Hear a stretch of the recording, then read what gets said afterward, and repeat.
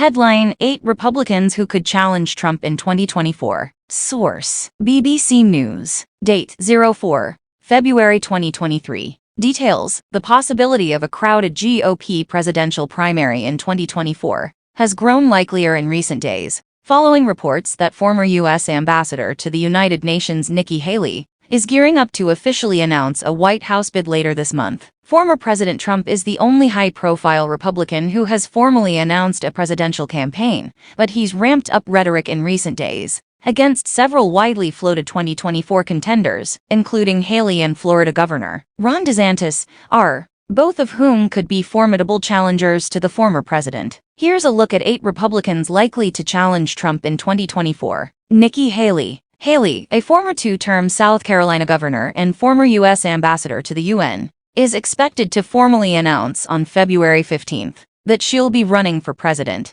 The Hill confirmed this week. Haley has long teased speculation that she might throw her hat in the ring, including during an interview with Fox News last month, in which she said that when you are looking at the future of America, I think it's time for new generational change. Trump responded to the news by taunting his former administration official. Nikki has to follow her heart, not her honor. She should definitely run, he wrote on Truth Social, including an older clip of her saying she would not run in 2024 if Trump did. Ron DeSantis. Florida Governor Ron DeSantis, has been quiet so far about his plans for 2024, though the governor's advisors are reportedly looking into possible campaign staff picks should he launch a presidential bid. Associated Press. The Florida governor has been coy about his possible 2024 presidential plans, though he notably refused to commit to serving out a full 4-year term as governor when asked about it during a debate in the lead-up to the Florida gubernatorial race. Behind the scenes, though, advisors for DeSantis are reportedly in the process of contacting possible staff picks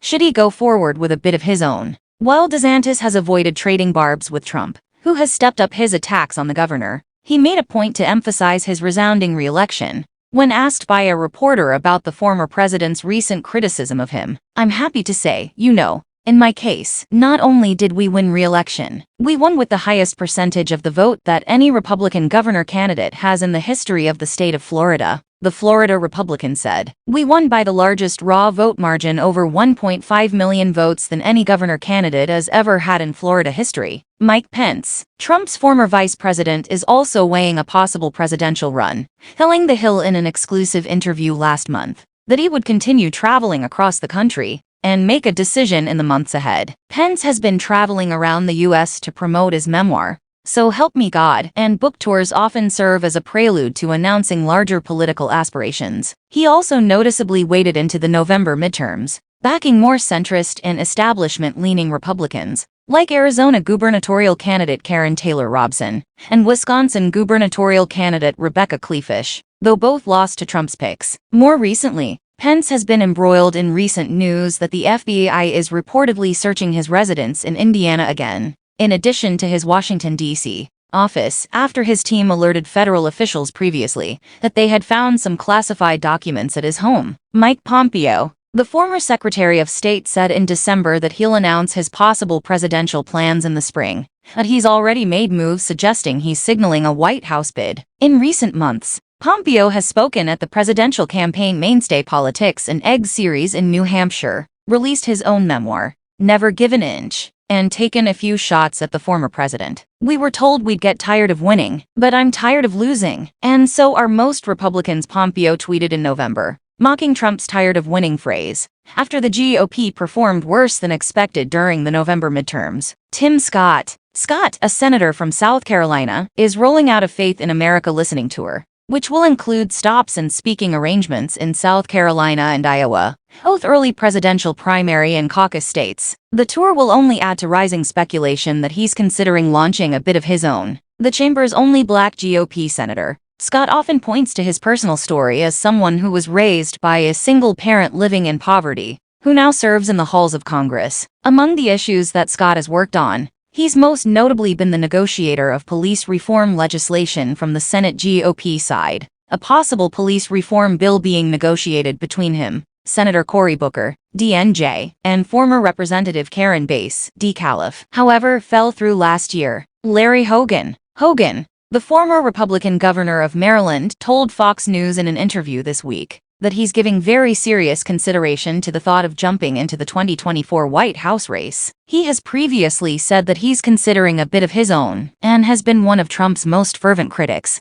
Hogan taunted Trump during an interview following the November midterms, telling CBS News, "My side of the party had a really good night." Trump's side did not a reference to centrist Republicans who performed better than more far-right candidates during the elections. During an interview on conservative radio talk show host Hugh Hewitt's show this week, he initially said he would support whoever the presidential nominee turned out to be on the Republican side, suggesting he would support Trump if he ended up in that position, but later clarified those comments to say he wouldn't back the former president. Glenn Youngkin. Republicans saw Youngkin's upset victory over former Governor Terry McAuliffe, D., in the 2021 Virginia gubernatorial race as a bright spot for the party in a state that has trended blue in recent years. Youngkin made education, including concerns over critical race theory and parents' rights in school, a key component of his campaign, and one that some candidates like Nevada Governor Joe Lombardo sought to replicate during their own campaigns. Youngkin campaigned with GOP gubernatorial candidates like Lombardo,